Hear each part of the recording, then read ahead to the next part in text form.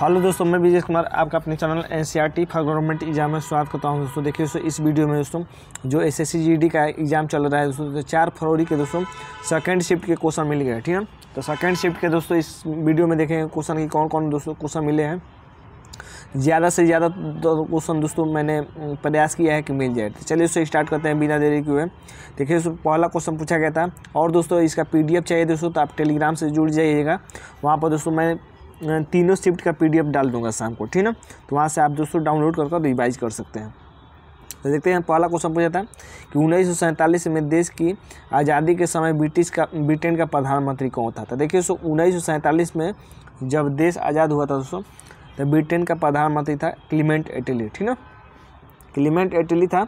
और अगर ये पूछे दोस्तों कि आज़ादी के समय दोस्तों भारत का गवर्नर जनरल कौन था दोस्तों, तो लॉर्ड माउंटबेटन मारिएगा, लॉर्ड माउंटबेटन। ठीक है, लॉर्ड माउंटबेटन।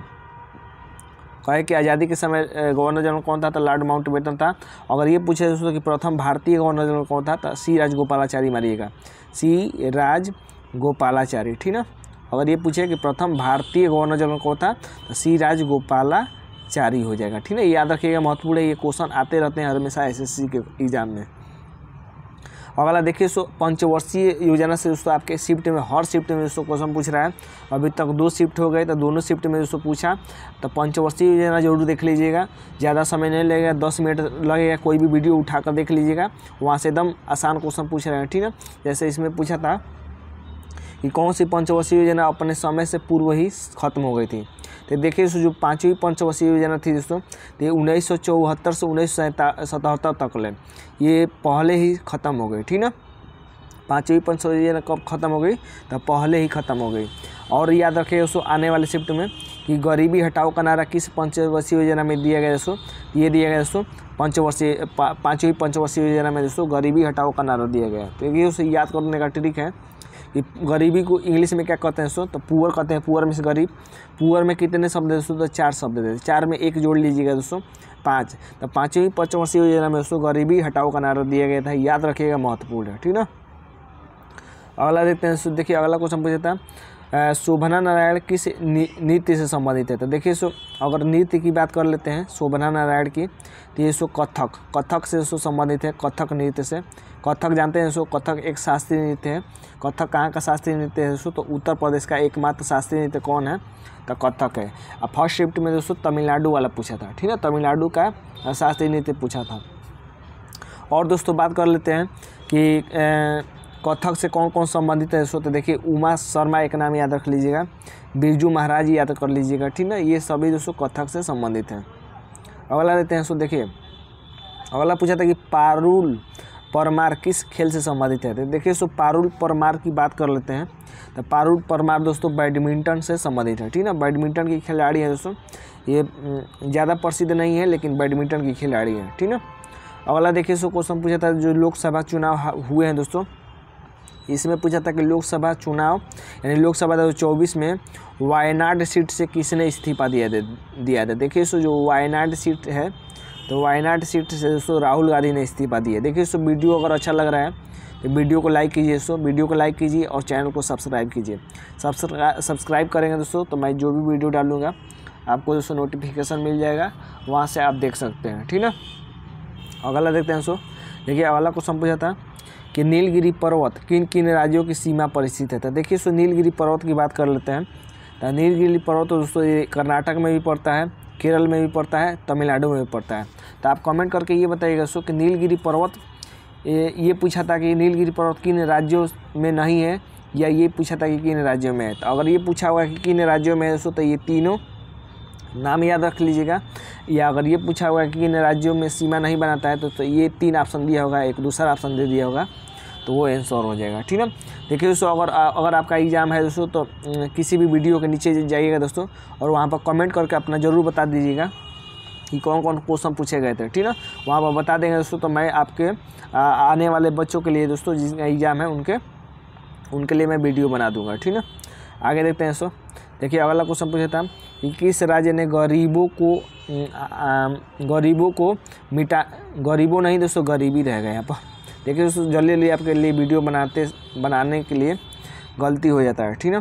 तो किस राज्य ने दोस्तों गरीबी मिटाने के लिए सबसे अधिक वृद्धि की है? तो देखिए दोस्तों गरीबी हटाने में सबसे ज़्यादा मेहनत की है दोस्तों उड़ीसा ने, ठीक ना।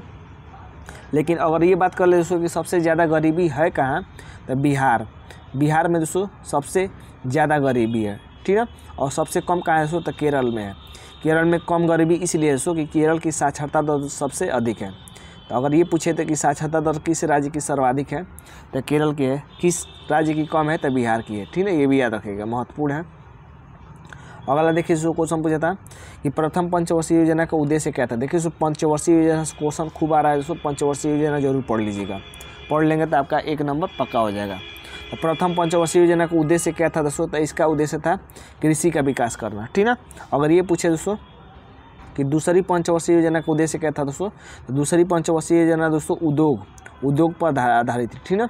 उद्योग से संबंधित दूसरी पंचवर्षीय उद्योग पर जोर दिया गया। पहली पंचवर्षीय योजना किस मॉडल पर आधारित थी, याद रखिएगा, तो हैराड और डोमल मॉडल पर आधारित थी। हैराड और डोमल मॉडल पर आधारित थी दोस्तों पहली पंचवर्षीय योजना, ठीक है।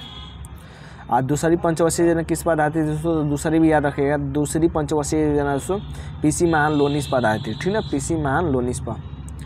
अगला देखिए सो क्वेश्चन पूछा था कि कलिंग कहाँ है दोस्तों। तो देखिए दोस्तों फर्स्ट शिफ्ट में दोस्तों आपके अशोक से पूछा था, अशोक से क्वेश्चन पूछा था, अशोक के शिलालेख से। और यहाँ पर पूछ दिया दोस्तों कि कलिंग कहाँ है। तो देखिए दोस्तों कलिंग की बात कर लेते हैं दोस्तों, ये कलिंग उड़ीसा में पड़ता है, ठीक ना।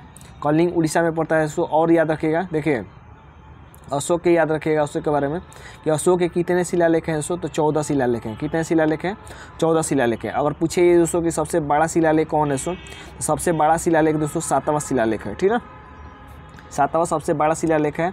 और ये अगर ये याद रखिए दोस्तों कि कलिंग युद्ध की चर्चा दोस्तों किस शिलालेख में है दोस्तों, तो कलिंग युद्ध की चर्चा दोस्तों 13वें शिलालेख में, ठीक ना। 13वें शिलालेख में दोस्तों कलिंग युद्ध की चर्चा है। अगला देते हैं दोस्तों, देखिए अगला हिंदी में पूछा था कि दूरग्रह का विलोम क्या होगा। तो देखिए सो दूरग्रह का विलोम हो जाएगा सो आग्रह, ठीक ना। दूरग्रह का विलोम क्या हो जाएगा सो आग्रह हो जाएगा। एक पूछा था कि कहाँ राजा भोज कहाँ गंगू तेली, मुहावरे का अर्थ क्या होगा। तो इसका अर्थ हो जाएगा सो कि दो लोगों के बीच काफ़ी अंतर होना, ठीक ना, दो लोगों के बीच काफ़ी अंतर होना। देखिए मैथ का क्वेश्चन पूछा था दोस्तों कि 7 सेंटीमीटर त्रिज्या वाले गोले से 3.5 सेंटीमीटर त्रिज्या वाले ये कितने गोले बनाए जा सकते हैं। तो कुछ नहीं करना है दोस्तों, आपको बस भाग देना है, गोलों की संख्या निकालना है। तो बड़े वाले गोले का आयतन निकाल लीजिए, तो गोले का आयतन होता है 4/3 पाई r क्यूब होता है। और छोटे गोले का भी आयतन हो जाएगा 4/3 पाई r क्यूब हो जाएगा, ठीक ना। तो बस यहाँ पर आप भाग देना है, यहाँ पर r रख लीजिए कितना, ये 4/3 पाई से 4/3 पाई खत्म हो जाएगा। तो यहाँ पर रख लेंगे दोस्तों 7 के पावर 3, और यहाँ पर रख लेंगे 3.5 के पावर 3, ठीक ना। तो ये कट जाएगा, तो 8 आना चाहिए आंसर। कितना आना चाहिए, 8 आना चाहिए, ठीक ना। अगला देखते हैं दोस्तों, देखिए अगला क्वेश्चन पूछा था कि 2a संबंधित 3b संबंधित 7c में a संबंधित b संबंधित c का मान पूछा था। तो कुछ नहीं करना है दोस्तों, a का निकालना है, तो a को मुद्दे दीजिए, इसको गुणा कर दीजिए, 3 7 21 हो जाएगा। b का निकालना है दोस्तों, तो b को मुद्दे दीजिए, इन दोनों को गुणा कर दीजिए, 2 7 14 हो जाएगा। c का निकालना है दोस्तों, तो c का निकालना है, तो c को मुद्दे दीजिए, इन दोनों को गुणा कर दीजिए, a और b को, तो 2 3 6 हो जाएगा। तो ये हो जाएगा दोस्तों a संबंधित b संबंधित c में अनुपात हो जाएगा 21 संबंधित 14 संबंधित 6, ठीक ना। तो ये थे दोस्तों सेकंड शिफ्ट के क्वेश्चन। उम्मीद करते हैं दोस्तों कि वीडियो अच्छा लगा है। वीडियो अच्छा लगा है दोस्तों चैनल को लाइक सब्सक्राइब जरूर करिएगा, ठीक ना। और PDF लेने के लिए दोस्तों टेलीग्राम से जुड़ जाइएगा, वहाँ मैं PDF डाल दूँगा। तो आज के लिए बस इतना है दोस्तों, धन्यवाद दोस्तों।